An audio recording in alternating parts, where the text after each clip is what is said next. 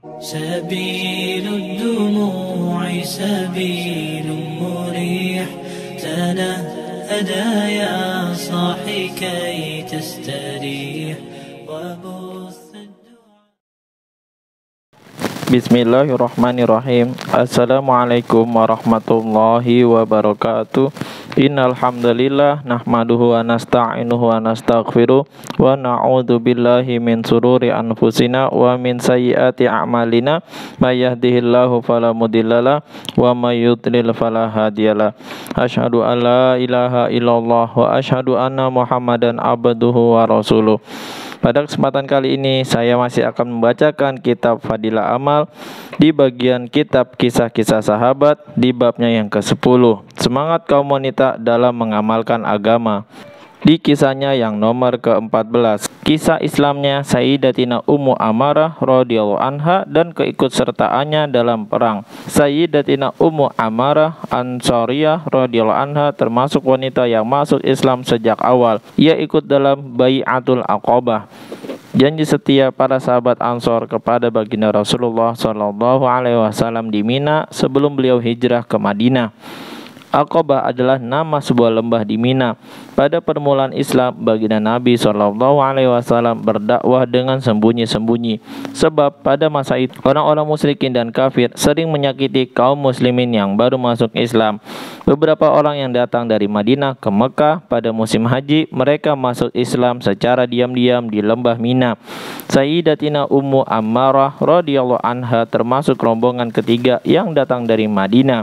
Setelah baginda Nabi SAW hijrah, Sayyidatina Ummu Ammarah radhiyallahu anha sering mengikuti peperangan bersama kaum muslimin, terutama pada perang Uhud, Hudaybiyah, Khaybar, Umratul Qada, Hunain dan Yamamah.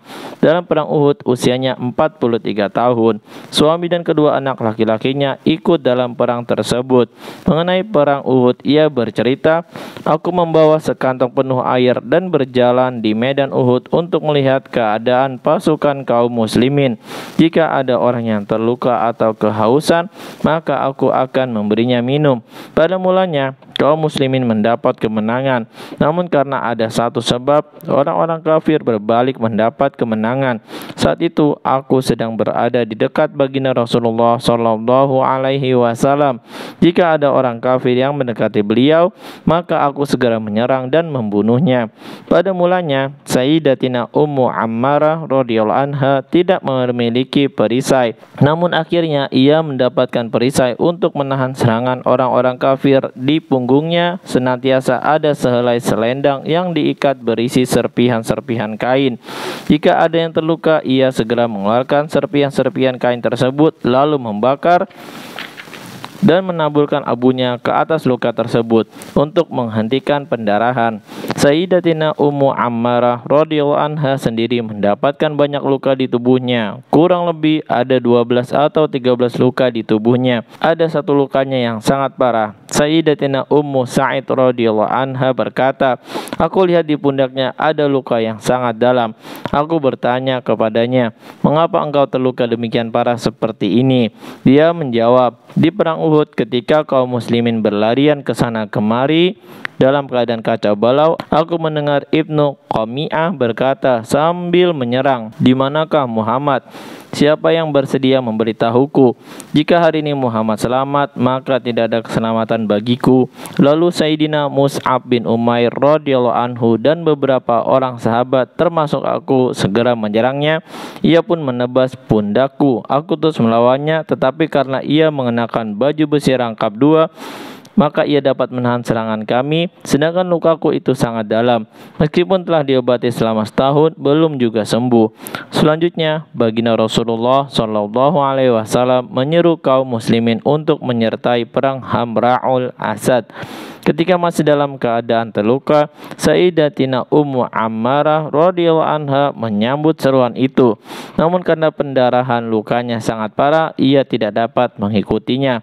Sekembalinya baginda Rasulullah SAW dari Hamra'ul Asad, yang pertama kali ditanyakan oleh beliau adalah keadaan Sayyidatina Ummu Ammarah radhiyallahu anha. Ketika diketahui bahwa Sayyidatina Ummu Ammarah radhiyallahu anha dalam keadaan sehat, sehat, beliau sangat gembira. Selain luka tadi, ia mendapat banyak luka lain dalam perang Uhud. Sayyidatina Ummu Ammarah radhiyallahu anha berkata, orang-orang kafir bertempur dengan menunggang kuda, sedangkan kami berjalan kaki. Jika mereka berjalan kaki seperti kami, tentu mereka akan tahu bagaimana pertempuran yang sebenarnya. Ketika salah seorang dari mereka datang dengan kuda untuk menyerangku, aku menahannya dengan perisai. Ketika ia berbalik, aku langsung menebas kaki kudanya, sehingga kuda dan penunggangnya terjatuh. Ketika baginda Rasulullah SAW melihat hal ini, beliau berseru memberitahu anakku agar ia membantuku. Setelah anakku datang, kami berdua membunuh orang itu. Anaknya Sayyidina Abdullah bin Zaid radhiyallahu anhu berkata, suatu ketika pundak kiriku terluka dan mencucurkan darah tanpa henti. Baginda Rasulullah SAW bersabda, balutlah lukamu dengan perban. Lalu ibuku datang. Ia mengeluarkan selembar kain dari ikatan punggungnya dan membalutkannya ke lukaku. Kemudian ia berkata, pergilah dan bertempurlah terus melawan orang-orang kafir itu.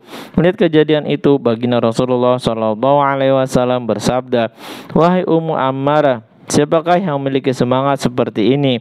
Saat itu baginda Nabi SAW terus-menerus berdoa untuknya dan keluarganya serta memuji kehebatannya. Sayyidatina Ummu Ammarah radhiyallahu anha berkata, ada seorang kafir lewat di depanku. Kemudian baginda Rasulullah SAW berseru kepadaku, dialah yang telah melukai anakmu. Aku langsung menyerangnya hingga mengenai betisnya. Orang kafir itu terluka dan langsung tertunduk. Baginda Nabi SAW tersenyum dan berkata, sudah terbalas luka anakmu. Lalu kami menyerangnya lagi dan membunuhnya. Ketika baginda Rasulullah SAW sedang mendoakan kami, aku meminta kepadanya, ya Rasulullah, doakanlah agar Allah Subhanahu wa Ta'ala menjadikanku sebagai sahabat dekatmu kelak di surga. Beliau pun mendoakanku. Setelah beliau mendoakanku, aku berkata, sekarang aku tidak lagi mencemaskan kesulitan apapun dalam kehidupan yang menimpaku di dunia ini. Selain dalam perang Uhud, ia juga banyak menyertai peperangan lain dengan semangat yang luar biasa.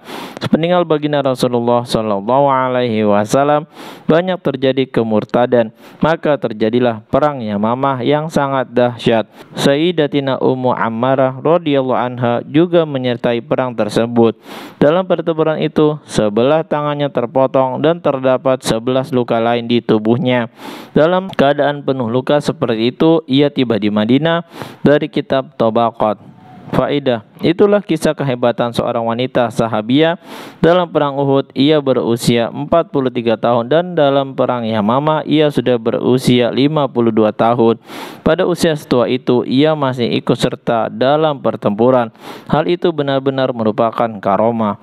Alhamdulillah, baru saja kita mendengarkan cerita kehebatan yang luar biasa dari salah satu sahabat Nabi, yaitu Sayyidatina Ummu Ammarah radhiyallahu anha, dan perjuangan beliau dalam setiap pertolongan kepada agama Islam dan baginda Rasulullah SAW. Mudah-mudahan kita bisa mengambil hikmah, amal dan sampaikan kepada saudara-saudara kita yang lain. Subhanakallahumma wa bihamdika asyhadu alla ilaha illa anta astaghfiruka wa atubu ilaik. Wassalamualaikum warahmatullahi wabarakatuh. سبيل الدموع سبيل مريح تنهدى يا صاحي كي تستريح